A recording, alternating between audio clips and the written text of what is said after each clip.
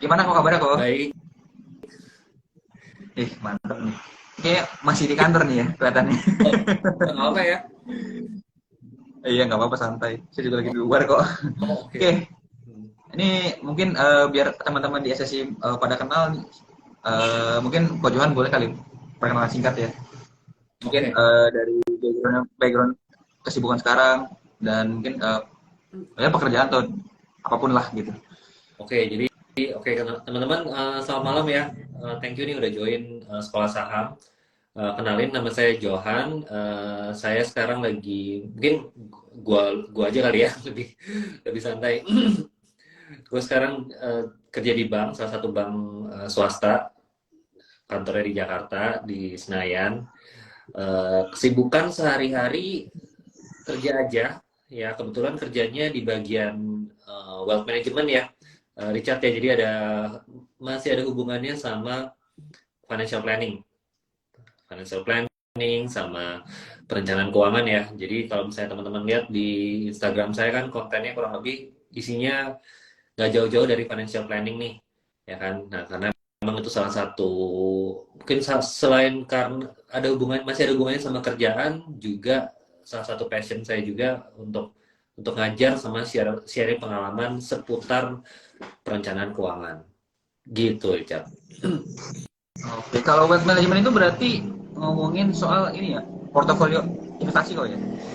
Iya, jadi wealth management ya basically, kalau kita di ilmu perencanaan keuangan itu kan ada, pertama ada income management gitu ya.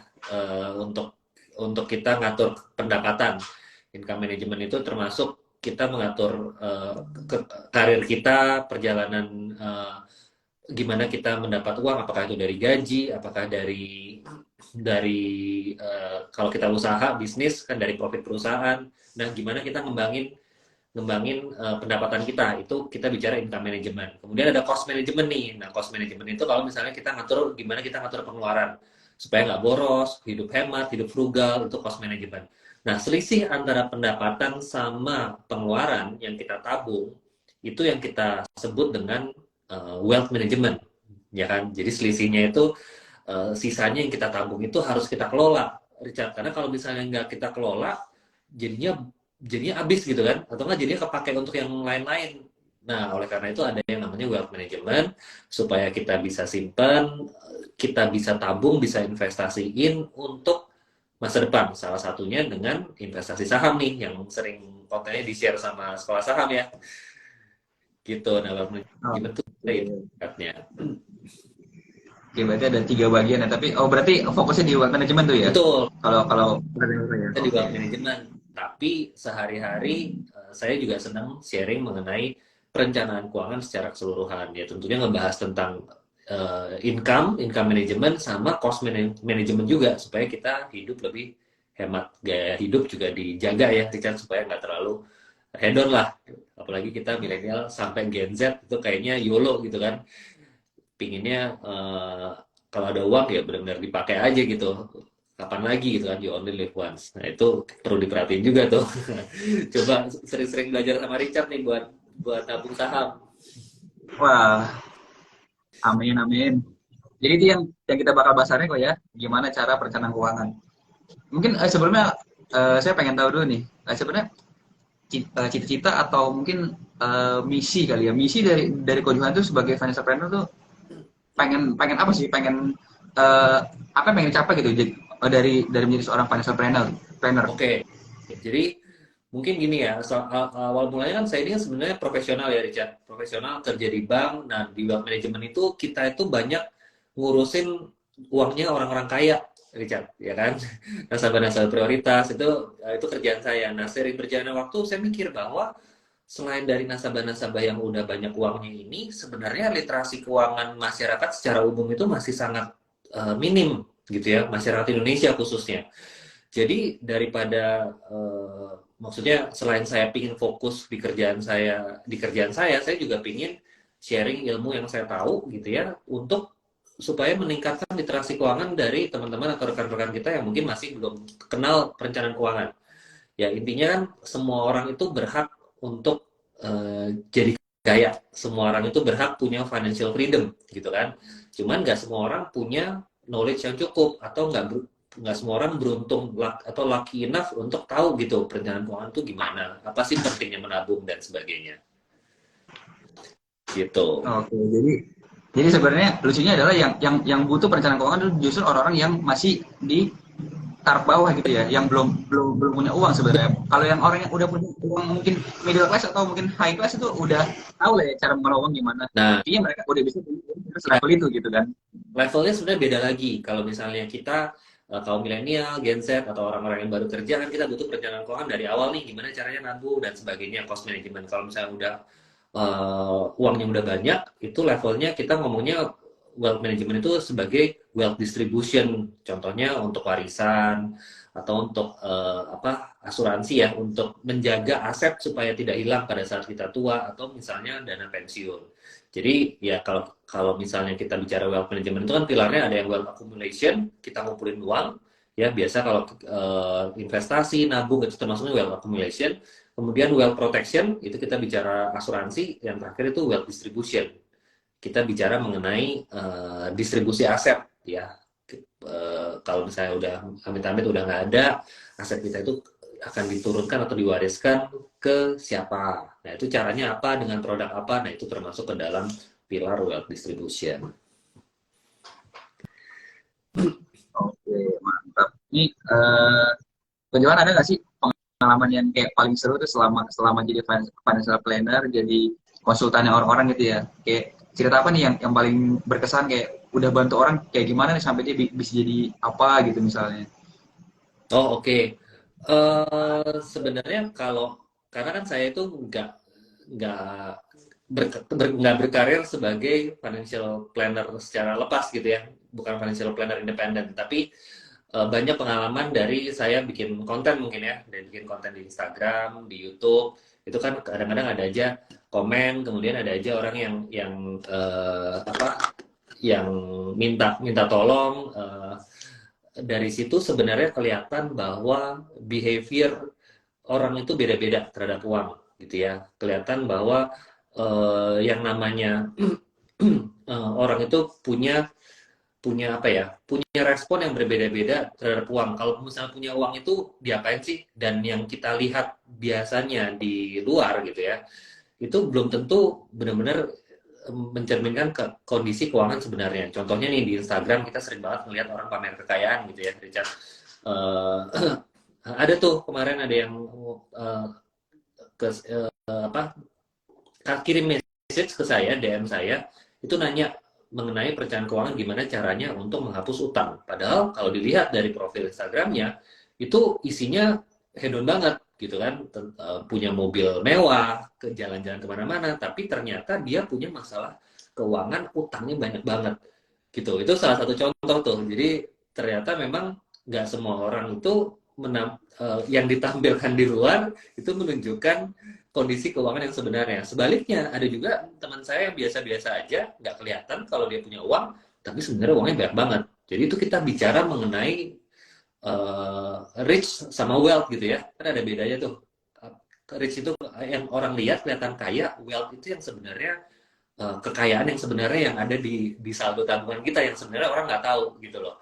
Nah, mungkin itu sedikit pengalaman yang buat saya jadi kebuka juga matanya ya, Richard ya. Kalau kita bicara sesuai dengan kemarin kayak saya baca buku Money Psychology gitu ya, ada tuh di situ bedanya rich sama wealth, dan itu benar-benar nyata kejadian, ada gitu loh pada saat saya bikin konten. Ternyata benar orang-orang itu nanya gitu ke saya gitu. Oke, nah jadi itu yang bakal kita banyak bahas hari ini ya, teman-teman, soal masalah-masalah finansial teman-teman mungkin. Nah, jadi yang pertama banget ya mungkin yang saya mau bahas nih, ini sebenarnya terjadi juga sama saya dan pasti terjadi sama banyak orang-orang di luar sana ya, bahkan mungkin teman-teman nih. Jadi menurut saya ilmu perencanaan keuangan itu uh, easy to know tapi hard to do gitu ya. Kenapa sih kok gitu? Kayak mungkin semua orang tahu gitu loh. Ini tuh yang di dalam perencanaan keuangan ya ada mungkin manajemen resiko, mengatur budget gitu kan, terus manajemen investasi. Tapi ya walaupun kita tahu ilmunya sebenarnya secara teori, tapi itu tetap susah kita lakuin gitu. Nah itu sebenarnya apa sih yang bikin susah, dan mungkin kok ada tips nih, tips di mungkin kita kupas dulu ya tips tipisnya gitu supaya gimana itu jadi terlihat lebih simpel gitu. Oke, ya benar ya. Jadi perencanaan keuangan seperti layaknya investasi itu eh, perjalanan gitu, Richard. Jadi itu perjalanan karena kan ujung-ujungnya perencanaan keuangan itu kita mau mencapai yang namanya financial freedom, gitu kan. Kondisi kondisi keuangan yang udah mandiri gitu kan. Dan untuk mencapai financial freedom itu nggak ada yang instan, butuh perjalanan. That's why ada financial planning. Nah, yang bikin sulit itu sebenarnya bukan know-how-nya. Karena know-how atau teori itu saya yakin teman-teman pasti udah tahu gitu kan. Tapi yang bikin sulit itu ngejalaninnya, ya kan? Karena apalagi di era sekarang nih, Richard, kita banyak banget di apa? Digoda gitu ya sama sesuatu yang sifatnya instan. Kita hidup di era instant gratification nih, ya. Mau apa-apa instan, mau pesan makanan tinggal klik, mau mau manggil taksi tinggal klik gitu kan, mau belanja aja udah malas ke pasar tinggal klik gitu kan, semua gampang. Termasuk yang namanya investasi sekarang tinggal klik gitu kan, mau investasi saham, reksadana semua tinggal klik. Nah ini buruk lagi, sebenarnya itu tadi nggak buruk tapi didorong lagi dengan iming-iming investasi instan kaya gitu kan. Jadi yang tadinya sifatnya harusnya jernih, perjalanan panjang, investasi, financial planning, jadi keganggu sama yang namanya cuan instan, kaya instan, financial freedom sejak muda, pensiun pensiun dini, ya kan? Kalau udah pensiun dini masih muda udah bisa rebahan dan sebagainya. Nah itu sebenarnya yang ganggu tuh, yang pertama mengenai godaan-godaan setan itu. Ya, yang kedua sebenarnya yang bikin sulit adalah background masing-masing orang itu beda-beda, Richard. Jadi saya sama Richard udah pasti uh, tumbuh dari keluarga yang berbeda gitu kan. Kalau saya punya uang 100 juta sama Richard punya uang 100 juta mungkin beda nih behaviornya, ya kan. Mungkin Richard langsung tabung atau langsung dimasukin saham. Kalau saya mungkin karena saya ini contoh aja ya, karena saya dari keluarga yang susah, mungkin saya uh, atau saya sering dibully gitu ya. Begitu saya punya uang 100 juta, saya langsung pengen nunjukin nih ke orang-orang bahwa saya punya uang loh, langsung saya belanjain barang-barang mewah, saya pamer di sosmed. Misalnya seperti itu. Nah, itu yang bikin tiap apa ya? Psikologi orang itu berbeda-beda terhadap uang. Nah, jadi walaupun teorinya kita tahu, saya dan Richard sama-sama tahu bahwa yang namanya financial planning itu A, B, C, D, dana darurat itu minimal 3 kali, 6 kali pengeluaran gitu ya. Investasi minimum 10%, 20%, pengeluaran rumah tangga maksimum 5%, itu kan semua teorinya sama. Tapi karena kita hidup dari background yang berbeda-beda, tanggapan kita terhadap uang juga berbeda-beda, tujuan keuangan kita juga beda-beda, dan juga gangguan-gangguan yang ada nih di era disrupsi sekarang, itu yang membuat kita makin sulit untuk disiplin dan konsisten, dan sulit punya mindset yang benar bahwa yang namanya financial planning, investasi, menuju financial freedom itu adalah journey, Richard. Ya, perjalanan yang harus memang kita jalanin step by step, nggak ada yang instan. Gitu. Oke, nah ini bahkan bahkan sebelum kita di level investasi gitu ya, kan ada ya perencanaan keuangan juga ya. Perencanaan keuangan itu salah satu hal yang mutlak kan ya di dalam financial planning juga ya, kok ya benar nggak? Betul. Nah, di dalam fase apa namanya mengatur anggaran, mencatat pengeluaran gitu ya, itu juga itu apakah sebuah journey juga atau sebuah habit apa gimana kok? Karena bagi saya pribadi itu hal yang sulit banget gitu buat mencatat gitu. Kadang-kadang di awal nih udah semangat banget kayak oke, mau budgeting, mau bikin bikin catatan lah ya ibaratnya. Di awal sebulan 2 bulan oke, lama-lama jadi males, lama-lama jadi lost track lagi sama pengeluaran kita. Nah itu sebenarnya itu gimana cara bikin itu jadi sebuah habit yang konsisten gitu sampai akhir. Oke. Jadi benar ya, itu again yang namanya habit itu harus diulang-ulang terus ya, Richard ya. Jadi kayak budgeting. Budgeting itu adalah sesuatu yang even saya pun nggak ngelakuin tiap bulan gitu, teman-teman ya. Saya sendiri nggak ngelakuin tiap bulan, dan kemarin begitu ngelakuin pun kayaknya agak capek gitu ya, harus setiap kali pengeluaran harus dicatat detail. Tapi justru dari hal yang seperti itu kita jadi tahu gitu bahwa uang kita itu sebenarnya lari kemana aja sih gitu kan. Uang kita itu lari kemana aja, kita berapa banyak sih yang bisa kita hemat dan berapa banyak yang kita bisa simpan sampai akhirnya kita mencapai tujuan keuangan kita. Nah, biasanya kita harus tahu dulu tuh Richard. Jadi untuk meningkatkan behavior tadi, kan pertanyaannya Richard, gimana ya caranya supaya konsisten gitu kan? Gimana caranya supaya konsisten? Gimana caranya supaya tetap termotivasi? Cara yang pertama itu kita harus tahu teman-teman, kita financial planning itu buat apa? Ya, kita nabung buat apa? Investasi buat apa? Gitu ya. Dan yang harus jelas nih, ya contohnya misalnya nih saya mau beli let's say saya mau beli iPhone gitu ya, iPhone 15 nanti September keluar atau jadi atau enggak. Harganya berapa nih? Misalnya harganya 25 juta gitu kan. Nah, sekarang gaji saya berapa? Ya kan, gaji saya mungkin let's say 5 juta rupiah. Dan 5 juta rupiah saya harus nabung berapa nih? Misalnya saya harus nabung 2 juta rupiah per bulan. Berarti kan saya butuh 2 tahun nih misalnya untuk beli gitu kan, atau ya 3 juta atau berapa. Pengeluaran saya itu berapa? Ya kan? Nah, sekarang berarti saya kan harus hitung pengeluaran saya berapa, saya harus hitung berapa. Kalau nggak cukup juga, berarti saya harus mungkin punya penghasilan tambahan dan sebagainya. Tapi tujuannya itu jelas, kegambar. Tujuannya jelas, saya mau ngumpulin uang 25 juta dalam, let's say 2 tahun, atau dalam 1 tahun ke depan.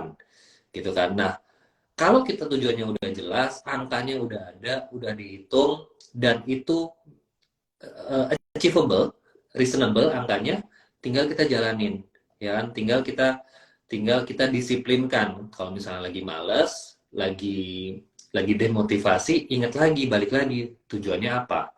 Apa yang mau kita capai? Itu sih Richard, caranya supaya kita nggak nggak demot gitu ya, atau tetap konsisten. Karena kalau kita nggak ada tujuannya, ya akan sangat gampang kita untuk mangkir gitu ya. Aduh males udah nggak usah lah gitu, buat apa sih gitu loh. Oke, ini menarik nih. Jadi untuk setiap perencanaan keuangan yang kita lakukan itu dibutuhkan satu target di akhirnya ya. Apa yang mau kita beli gitu misalnya, atau berapa jumlah uang yang kita mau tabung. Nah, tadi juga ada dibahas soal itu harus achievable.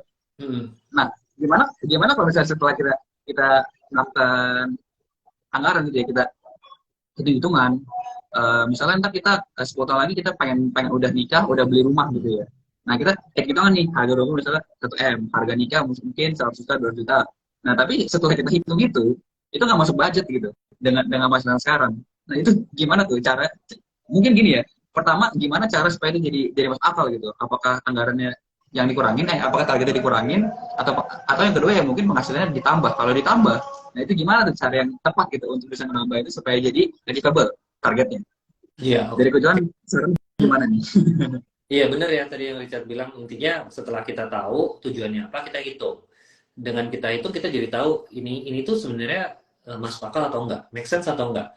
Kalau misalnya saya punya gaji UMR, tapi saya mau punya uang 10 miliar dalam 1 tahun, nggak make sense gitu kan. Atau misalnya gimana caranya gitu kan, nggak reasonable, nggak achievable. Nah, jadi mesti di reward lagi tuh tujuannya yang masuk ke dalam anggaran, yang masuk ke dalam akal sehat seperti apa. Kalau misalnya beda-beda tipis atau misalnya waduh ada selisih nih, tetap nggak nyampe gitu, tetap nggak masuk. Tapi let's say mungkin ada beda 1 atau 2 juta. Caranya benar yang tadi Richard bilang, ada dua cara. Yang pertama tambah penghasilannya, yang kedua ya kurangin pengeluarannya. Balik lagi kombinasi antara income management sama cost management tadi, ya kan? Nah, caranya untuk income management kita bicara yang paling gampang dulu, cost management, ya kan? Kalau income management atau kita menambah penghasilan kan butuh waktu ya. Yang paling gampang itu cost management, teman-teman. Dilihat aja mana yang bisa dihemat. Ya, banyak banget pos-pos yang kalau kita udah budgeting, ya dalam 1 bulan kita udah budgeting, kita baru sadar tuh, wah ternyata uang gua itu habisnya banyak banget ya buat belanja online. Kok gua gampang banget ya beli barang-barang di Shopee, di Tokopedia gitu kan, yang nggak penting-penting gitu kan. Kayak casing handphone kok bisa sampai selusin, padahal yang dipakai cuma satu misalnya, gitu kan. Dilihat, atau misalnya kok ini subscription TV streaming banyak banget nih, udah punya Netflix, punya HBO Plus, punya video, punya View dan sebagainya, padahal tiap hari yang ketonton juga cuma satu gitu kan, nggak penting gitu. Nah, yang kayak gitu-gitu teman-teman bisa lihat lagi mana sih yang bisa dikurangin, mana sih yang nggak penting. Ada yang namanya latte factor ya.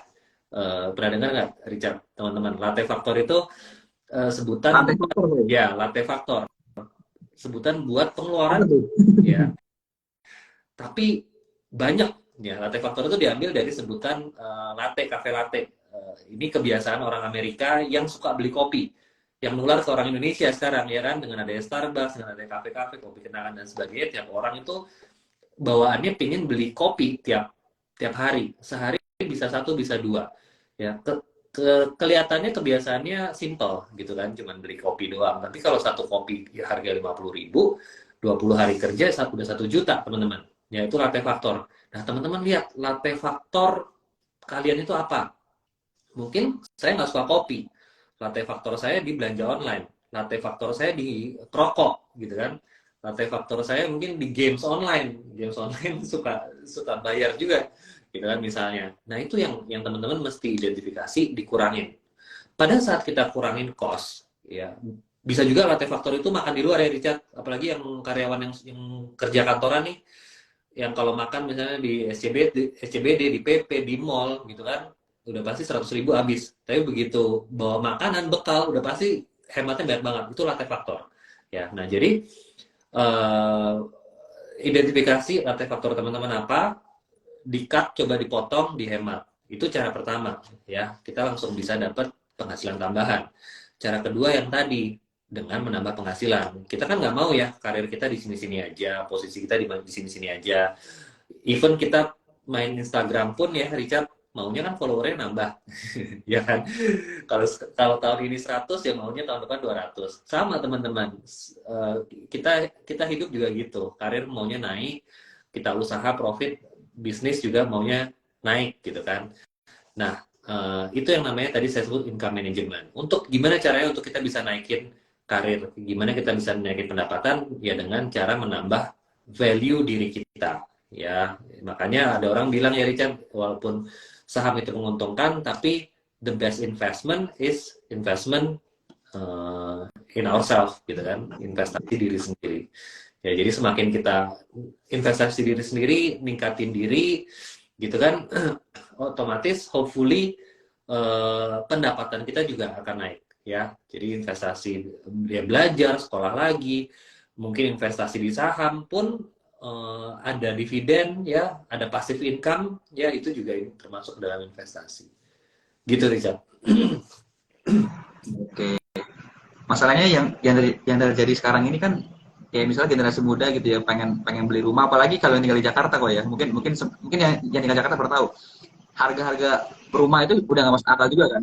Jadi kalau misalnya kita pikirin dari, kalau misalnya kita lakukan hitung-hitungan dari gaji kita, mungkin dari income tambahan kita sampingan gitu ya, gimana pun tetap kayaknya susah banget gitu, nggak nutup gitu.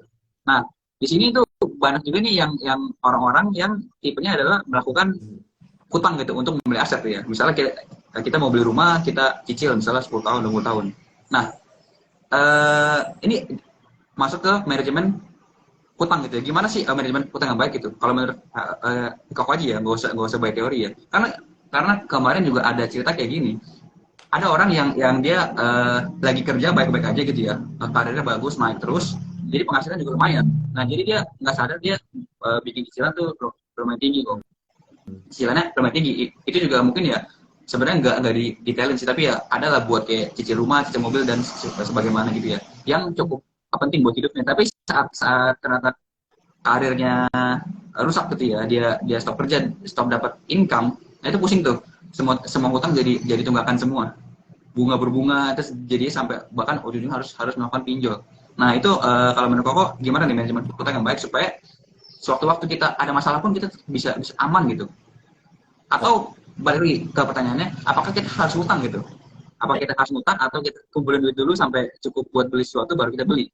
Dalam konteksnya berarti ini kita mau beli mobil dan juga rumah gitu ya. Apakah kita boleh berhutang? Nah, kayak gitu. Oke, boleh berhutang atau enggak? Jawabannya boleh. Ya di ilmu perencanaan keuangan pun hutang itu diatur. Maksimum itu 30% dari pendapatan teman-teman untuk hutang. Dan usahakan hutang itu adalah sesuatu yang produktif atau sangat mendesak. Ya, contohnya nih, kalau produktif ya udah jelas ya, misalnya utang buat beli rumah, ya harga rumahnya bisa naik kan, kemudian itu harta produktif. Tapi ada juga kebutuhan yang mendesak, contohnya di Jakarta kalau kita nggak punya transport kan sulit ya. Nggak semua bisa dicapai oleh transportasi umum. Kadang kita harus punya motor ya. Kalau gajinya masih UMR, punya motor atau punya mobil, bayar cash mungkin masih berat. Jadi gue nggak mau hutang. Nggak apa-apa, selama cicilannya tidak melebihi 30% dari pendapatan teman-teman. Ya, itu teori berhutang yang sehat. Ya, berhutanglah untuk aset produktif atau yang sesuatu yang mendesak, tapi tidak lebih dari 30%. Nah, selain itu juga ada aturan bahwa kita harus punya dana darurat, ya kan, minimal 3 kali dari pengeluaran bulanan. Jadi amit-amit yang tadi Richard bilang, kalau misalnya kita kehilangan mata pencaharian, gitu kan, di PHK atau harus gulung tikar usahanya, kita masih bisa hidup 3 kali pengeluaran, ya mungkin bisa bayar cicilan utang. Kalau misalnya emang nggak kebayar juga, ya memang mau nggak mau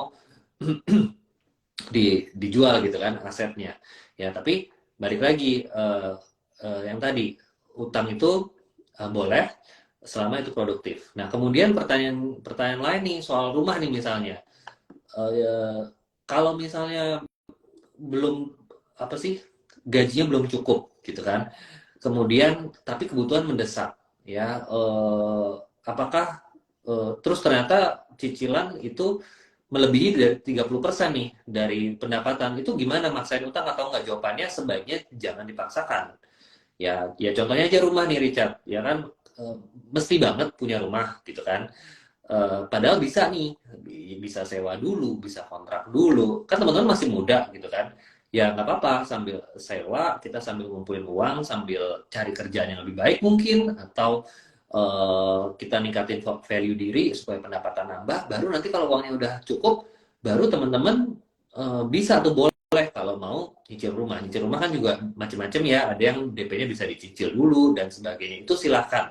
Tapi saran saya tidak perlu dipaksakan, ya kan? Karena kalau teman-teman maksa ini, ada nggak sih rumah yang murah banget? Ada, tapi di pinggiran banget loh teman-teman. Ya, kalau teman-teman kerja di Jakarta, tinggalnya di Balaraja gitu misalnya, bisa tiap hari kan, ya habis di ongkos ujung-ujungnya. Habis di ongkos, stres juga, macet, yang ada sakit-sakitan. Nggak worth juga gitu loh. Jadi, menurut saya, coba dilihat lagi, dipikir lagi, gitu. Oke, ini sebenarnya saya ada pertanyaan yang teoritis nih. Hmm. Kenapa 30% kok? Ya itu rule of thumb ya. 30% itu rule of thumb karena biasanya nih itu kan maksimum ya. Karena biasanya konsumsi rumah tangga itu paling besar 50%. Ya kan? Berarti kan sisanya udah tinggal 50%. 50% sisanya itu dari 20%-nya udah kepake untuk investasi ya minimum 10%, terus dana darurat, asuransi, ya tabungan dan sebagainya itu udah another 10%. Nah, dari 50, 20, sisanya tinggal 30. Nah, itu kalau mau buat utang silakan gitu. Karena kalau udah 50% konsumsi, 50% utang, ya berarti kita nggak ada porsi lagi tuh untuk investasi. Atau kalau mau misalnya utangnya bisa sampai 50%, silakan aja. Mungkin awal-awal ya terutama untuk yang gajinya masih relatif kecil sebagai new joiner gitu ya, misalnya baru start karir, mau dipaksain ya 50% deh untuk utang, ya nggak apa-apa, tapi lifestyle-nya benar-benar mesti ditekan banget gitu kan. Lifestyle mesti ditekan banget, terus ada ruang nggak buat nabung, ya kan? Jadi jangan sampai nih gara-gara utang kita hidup juga menderita tuh Richard. Ya jadinya nggak happy ya, kalau orang bilang sekarang kena mental ntar gara-gara utang ketinggian gitu. Artinya sebenarnya angka-angka tadi yang pengeluaran 50%, utang 30%, dan investasi 10%, itu berarti sebenarnya nggak benar-benar mutlak kok ya. Betul. Karena kalau misalnya itu berarti ada batasan dari range range gaji range pendapatan yang kita bisa dapat ya. Betul. Artinya kalau misalnya mungkin gaji lebih tinggi, nah itu gede di mana tuh? Gedein apanya? Mungkin investasinya. Kan nggak mungkin ya kita kita kita gaji misalnya 50 juta nih, anggaplah levelnya manajer. Terus dia bisa utang sampai berapa tuh berarti? 15 juta gitu. Ya mungkin sih, tapi kan jadinya kan jelek juga gitu ya kalau bisa kita lihat ya. Betul. Jadi Itu itu aturan gimana kok? ya kan itu semua nggak mutlak. Kalau mau ngikutin ya bisa-bisa aja. Tadi gaji 50 juta, utang maksimum 15 juta. Kalau cicilan 15 juta untuk rumah, ya mungkin rumahnya harganya misalnya 4M gitu kan, atau 3M, ya rumahnya gede juga karena lifestyle-nya naik juga. Ya, atau misalnya rumahnya mungkin cicilannya 5 juta, sisanya buat cicil mobil, mobil yang mahal. Ya bisa juga, tergantung orangnya. Atau ada juga nih kayak teman saya misalnya, dia tinggalnya masih sama orang tua, ya kan? Jadi elemen yang konsumsi 50% itu hilang tuh. Jadi dia nggak ada konsumsi 50% karena konsumsinya semua ditanggung sama orang tua. Tinggal sama orang tua, makan sama orang tua, ditanggung sama orang tua, hidup. Jadi gaji yang dia terima itu net tuh, Richard. Ya otomatis kalau kayak gitu mau dipakai semua untuk investasi, investasi 50% bisa, utangnya mau 50% juga boleh, gitu kan? Karena nggak ada belanja rumah tangga, contohnya seperti itu. Atau belanja rumah tangga cuma 10%. Jadi balik lagi yang tadi saya bilang itu adalah rule of thumb, angka yang biasa kita pakai. Tapi kalau besarannya mau geser-geser, ya fleksibel tergantung dari kondisi keuangan masing-masing. Oke. Nah, mungkin terakhir saya mau bahas ini pandangan Koko pribadi kok ya, yang saya tanya ya. Jadi pandangan pribadi Koko tentang investasi yang sebenarnya worth it, tapi paling aman itu investasi di mana gitu ya, dan berapa angka ekspektasi returnnya gitu per tahun. Soalnya kalau misalnya sekarang ini kan kayak banyak nih pakar-pakar keuangan yang bilang jangan investasi di deposito gitu karena mungkin bunganya terlalu kecil sayang, mendingan investasinya ke reksadana pendapat tetap atau mungkin reksadana saham gitu ya kalau misalnya market lagi bagus. Tapi mungkin tahun ini nggak ada yang bilang kayak gitu karena marketnya juga lagi sulit lah ya. Nah, tapi kalau menurut apa ya, kalau misalnya kita mau balik lagi nih, balik ke value dari investasi sendiri kan itu buat mengembangkan uang ya. Nah, berapa sih angka yang tepat dan instrumen apa yang tepat gitu buat itu tetap pasti naik gitu angkanya? Oke, again, menurut saya nggak ada yang pasti karena masing-masing orang itu beda-beda, profil risikonya beda-beda, tujuan keuangannya beda-beda, umur investor juga beda-beda ya. Jadi kalau misalnya nih, saya umurnya 50 tahun, ya 5 tahun lagi saya mau pensiun, ya mungkin saya akan mikir 2 kali untuk investasi di bukan investasi, trading di saham misalnya, atau trading di cryptocurrency, ya kan? Karena portfolio investasi saya harusnya justru di aset yang lebih aman untuk persiapan saya pensiun 5 tahun lagi. Ya itu berarti udah pasti saya akan bilang investasi yang aman ya di obligasi pemerintah atau bahkan di deposito. Ya, tapi kalau saya masih muda nih untuk teman-teman semua, ya saya sangat sarankan walaupun mungkin profil resikonya nggak agresif gitu ya, saya tetap sarankan untuk investasi di instrumen saham, apakah itu di saham langsung atau di reksadana saham. Ya tentu teman-teman harus mengerti apa yang diinvestasiin ya. Kalau teman-teman memutuskan untuk investasi di saham, ya teman-teman harus belajar sahamnya saham apa, cara ngitung valuasi gimana, cara analisa saham gimana, ya.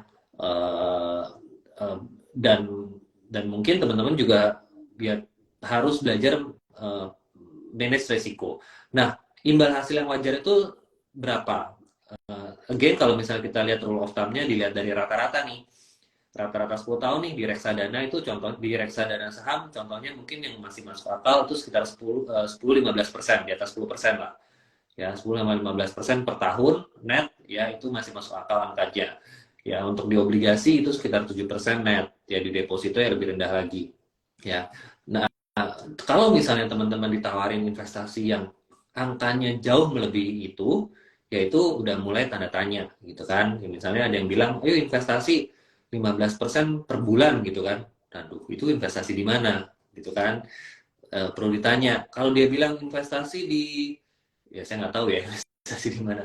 Kemarin kan banyak tuh ya investasi bodong karena kemakan pingin cepat kaya, pingin cepat cuan, kaya mendadak. Nah itu hati-hati teman-teman. Ya biasanya yang too good to be true, ya memang too good to be true, yang which is nggak mungkin ya. Nah terus teman-teman mesti bagi ya, kalau misalnya jangan jangan semua kumpul di satu aset. Yang tadi saya bilang kalau teman-teman mau investasi di saham silahkan, tapi ya tetap dibagi, jangan semuanya di saham karena ada market cycle ya.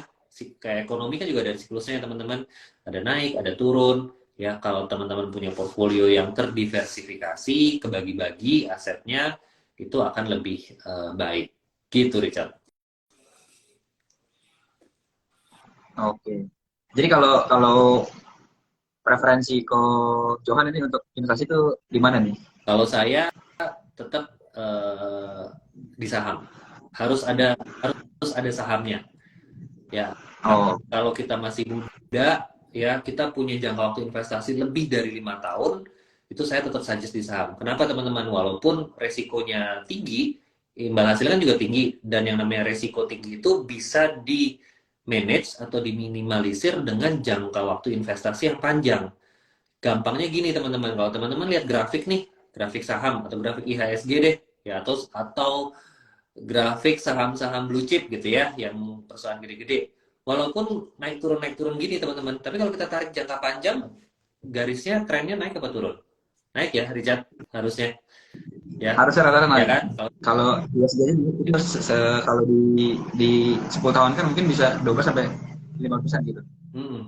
ya jadi walaupun tapi jangan dilihatin tiap hari gitu kan. Kalau emang niatnya investasi, ya untuk jangka panjang gitu kan, at least di atas 2 tahun, 3 tahun, 5 tahun. Nah itu menurut saya eh, teman-teman harus punya portfolio di saham. Ya tentunya teman-teman harus tahu sahamnya saham apa, jangan ikut-ikutan.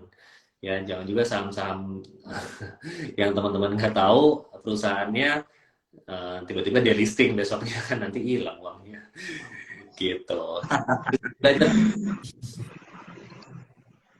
Oke. Ini Koko pernah pernah punya pengalaman yang saham delisting nggak? di listing belum, tapi minus lebih dari 70% ada. Oke, mantap. Masih gedein saya kok. Saya pernah 90% kok. 10%. 90%. Oke. Karena waktu itu saya beli beli saham yang dekat-dekat harganya 50. Hah? Nah, terus kan ngumpul tuh di 50 tuh. 50 pun gak ada yang mau beli itu selama kurang lebih 2 tahun. Gak ada yang mau beli 2 tahun, akhirnya saya jual di pasar negosiasi harganya cuman laku di harga 7. Tapi saya lepas tetap aja karena udah capek lah, udah bosan katanya. Apa saja ya. Waktu itu gara-gara pakai ini, pakai pakai strategi nangkap isu jatuh. Habis ARB 20%, 30% Masuk tetap dibeli. Iya. Kirain besokannya bakal ya. naik tuh karena masih ada story-nya. Ah, ternyata nyangkut 2 tahun ya udahlah. Oh, Jadi pengalaman yang ini banget. harap ya. Ya, makanya jadi kalau teman-teman investasi saham jangan jangan sampai ya kayak saya tadi lah gitu. Pakai pakai strategi gambling gitu ya. Iya, ya betul. Gambling nggak mengharap ya, ngarep naik. Oke. Ini saya dari perhatiin komen ini atau men nggak ada komen. Kayaknya lagi pada seru dengerin Ko Johan cerita kali. Buat nyetir, Oke. nyetir pulang dengerin tapi nggak bisa ngetik. Kenapa kok sorry? Mungkin sambil pulang, jadi orang sambil nyetir. Oh iya benar ini jam-jam pulang kerja ya. Mungkin masih pada di kereta kali ya sebet-sebitan. Oke. Mungkin ini terakhir kali ya. Kok tips and trick deh buat teman-teman yang lagi mau ngebangun portofolio mereka itu gimana gitu. Oke, ngebangun portfolio. Yang pertama teman-teman sebenarnya sebelum kita mulai investasi, udah pasti perhatikan kesehatan finansial kita dulu, ya kan? Jangan besar pasak daripada tiang. Terus utang jangka pendek itu kalau bisa nggak ada gitu kan. Jadi kita perhatiin dulu, jangan sampai nih kita mulai investasi ini itu, tapi kita masih banyak utang. Ya, setelah utang jangka pendek udah nggak ada, eh, perhatiin kondisi finansial yang lain ya. Dana darurat tuh harus punya, ya kan. Setelah dana darurat punya, kemudian eh, income kita lebih besar dari pengeluaran, kita bisa nabung, baru tuh mulai mikirin investasi. Dan investasi ini harus dana dingin teman-teman, jangan dana panas, ya kan. Jangan uang anak sekolah bulan depan buat trading kripto gitu misalnya, jangan, nanti nggak sekolah anak kita kalau misalnya marketnya turun. Ya jadi harus uang dingin. Terus yang kedua, teman-teman harus tahu apa yang mau diinvestasiin.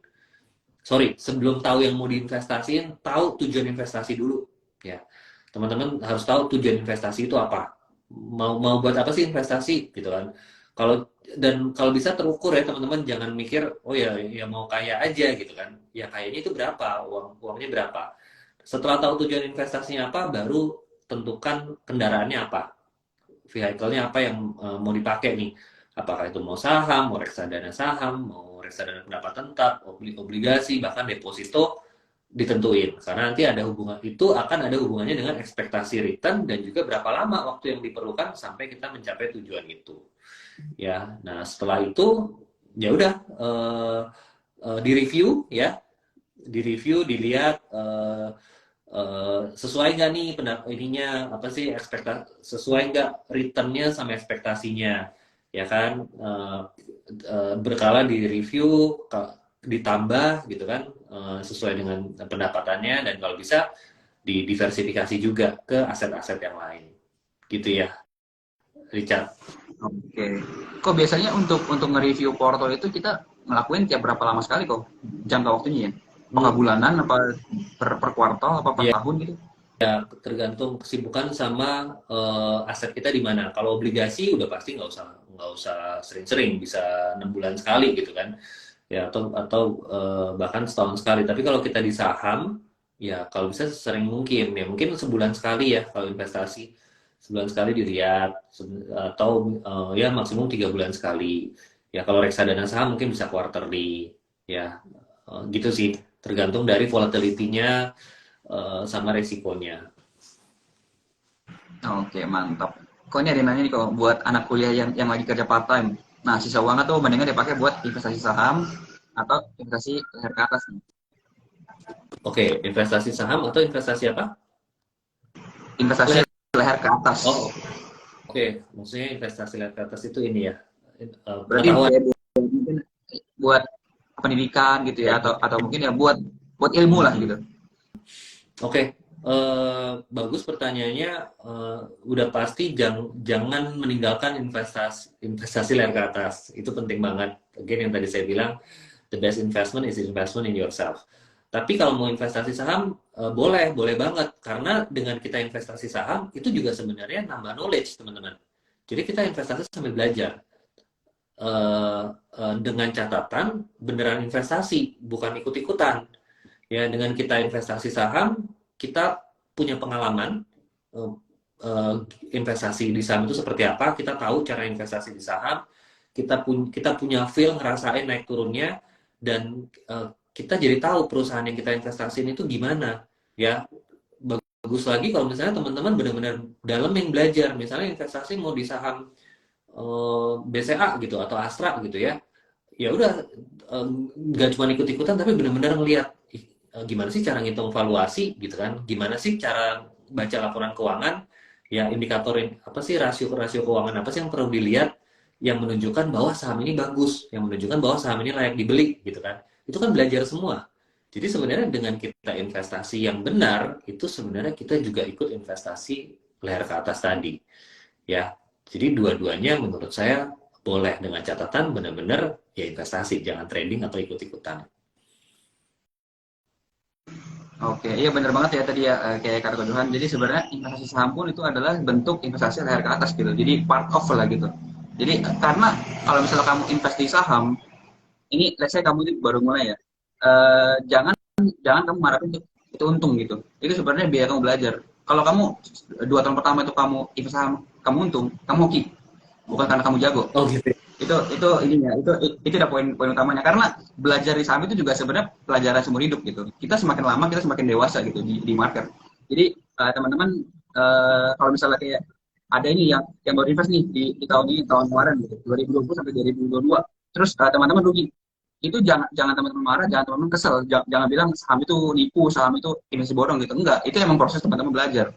Bagus teman-teman sekarang ruginya di saat uangnya masih uang uang uang kecil lah gitu kita ngomongnya. Jadi kayak teman-teman masih masih kerja sampingan, dapat dapat duit lebih, teman-teman invest rugi, nah itu masih masih kecil. Jangan sampai nanti teman-teman udah punya aset banyak, miliaran, puluhan miliar, baru mau mulai mikir gimana cara ngembangin duitnya, terus masukin ke saham, ruginya bisa miliaran juga, puluhan miliar juga, teman-teman bisa kencang-kencang ke sana gitu. Lebih bahaya lagi daripada teman-teman rugi sekarang, masih masih di awal-awal mulai gitu. Nah gitu ya, jadi ya. Jadi menurut saya itu belajar investasi saham itu harus sedini mungkin sebenarnya. Sedini mungkin, kalau misalnya udah mulai bisa, udah punya uang lebihnya, mulai aja nggak apa-apa. Rugi nggak apa-apa, nanti tapi lama-lama teman-teman belajar sambil juga balikin porto gitu ya. Oke, izin bertanya pertanyaan di atas. Oke, ini kayaknya semua pertanyaan udah jawab nih, Ko Johan. Hmm. Mungkin bisa close ya untuk live hari ini. Thank you banget Ko Johan buat waktunya sharing hari ini. Ini bermanfaat banget nih buat bahkan saya juga tadi ada pertanyaan pribadi gitu ya yang ke Ko Johan ya. Thank you Ko. Semoga kita bisa ketemu lagi dengan kesempatan. Thank you juga teman-teman yang udah nonton dari awal sampai akhir. See you Ko Johan dan teman-teman. Thank you, selamat malam. Nanti videonya bakal saya save, jadi kalau dia mau nonton lagi tinggal dilihat ya di reelsnya SSI. See you semua.